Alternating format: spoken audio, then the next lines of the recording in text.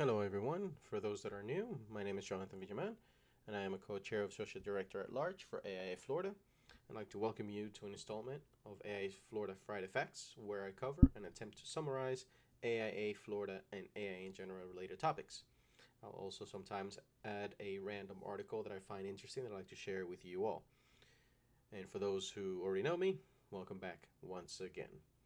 This week's topics are we're going to be covering fall hot topics, an NOAA update or announcement, a recognition for or an announcement from the Department of Economic Opportunity, as well as Martin County's recognition, and some Florida building code information and updates on that as well.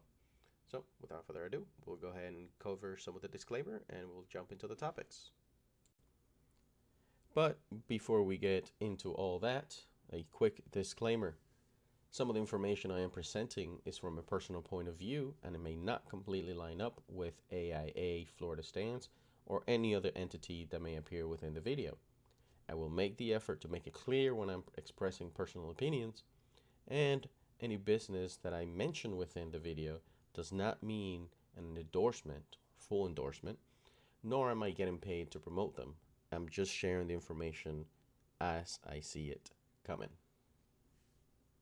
So, registration is now open for fall hot topics. Actually, it's probably been open for a couple of weeks, once again, since this is a little bit late.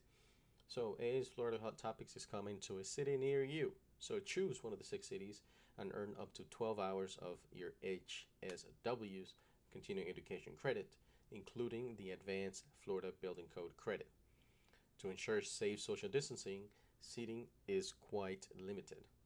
The locations include Palm Beach from October 5th through the 6th, Orlando 6th to the 7th, Tampa 7th to the 8th, Pensacola 12th to the 13th, Tallahassee 13th to 14th, Jacksonville 14 to 15.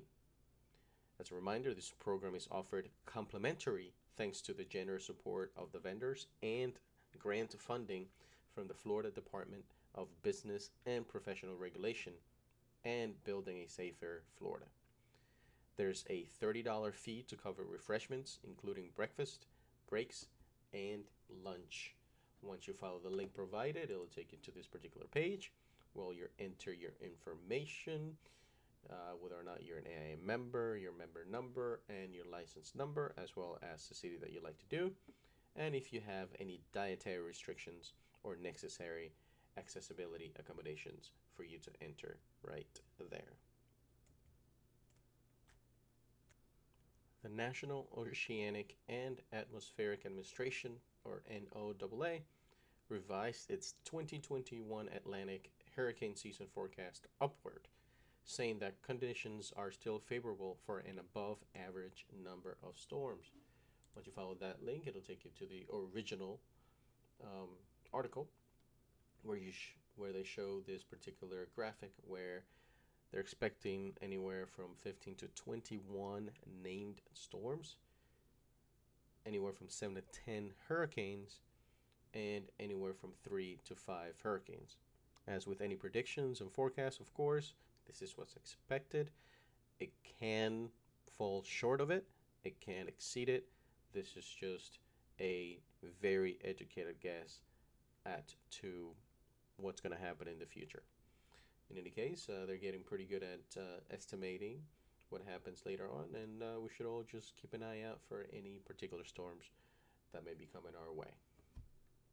The Panhandle gets $58 million in Michael funding. This is Hurricane Michael from, I believe, 2018. The latest funding includes $5.6 million for Lynn Haven for the Main Street corridor and pedestrian safety. Springfield will get $5 million to remove structures damaged in the storm and install infrastructure to attract businesses. Once you follow that link to the originating article, it says here the Department of Economic Opportunity will grant an additional $58 million to help revitalize communities hit by the Hurricane Michael in 2018.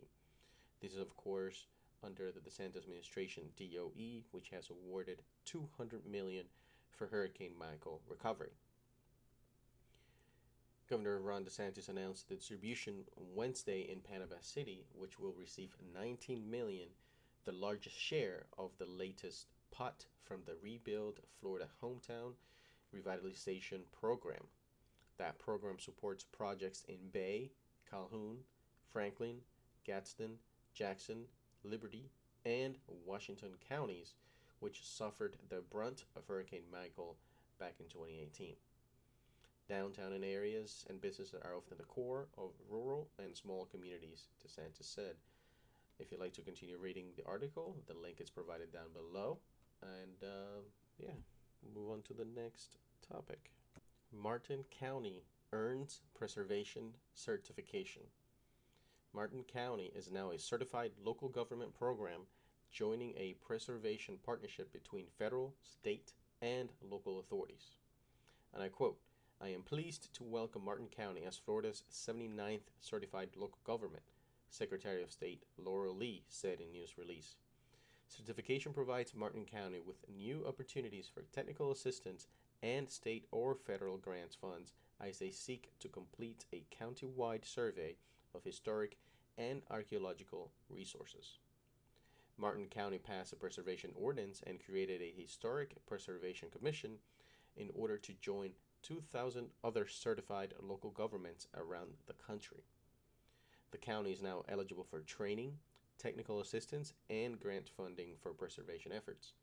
If you'd like to read a little bit more about that topic, you are able to follow the links as usual provided below, where they state their mission of the Martin County Historic Preservation Board, which is to advance the local designation of the county's historic structures and landmarks in order to raise awareness of the importance of the county's architectural and archaeological legacy to community identity and the preservation of Martin County unique past.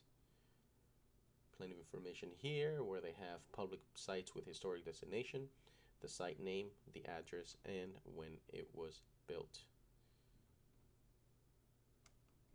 So if you're ever in the area in Martin County, I encourage you to take a look at this and maybe learn about a little bit about Martin County's history as well as Florida in general. The Building Commission holds a RADA workshop. Also, the 2021 I-Code changes call set and code development meetings are also set. I'll go ahead and try to summarize all of this into one quick little tidbit here. And it's essentially meetings and, technically meetings where they go over all the changes for the most current updates of the codes, whether it's international, Florida, or otherwise. And in an earlier video, I mentioned the tax committees, TACs, not TAX, which are committees that review and provide recommendation to the commission regarding those changes in various different topics. As you can see here, they have them in the swimming pools, accessibility, special occupancies, fire, energy, mechanical, code administration, electrical, just everything that goes into the code. They have a particular meeting set on different dates and different locations. And if you follow any of the links provided within this sort of umbrella of topics, it'll take you to a place or such as this, or sort of a web page like this, where you can read more into what each committee or subcommittee is recommending to the board. Once again, on this one, there are Word documents that once you click on one of these, you are able to download and see what the TAC was able to recommend to the commission. All right. You can see here all the TACs, which are included and I mentioned earlier, and what they're going to be proposing for the 8th edition on the 2023 Florida Building Code. That is right. So what's happening now, it's going to affect everyone in another 3 years or so. So the work keeps going and it does not stop. And that'll do it for August the 6th Friday Facts overview. Thank you once again for listening to me. And as a reminder, I am not an expert in any of these topics. I merely pass on the information that I see as quickly as possible as I can, and to make it easier for you to stay up to date as to what the AIA Florida is up to, as well as I said, any other topics that I may like to share. So hopefully you found this at the very least entertaining, if not informative, and we'll see you next time. Thanks.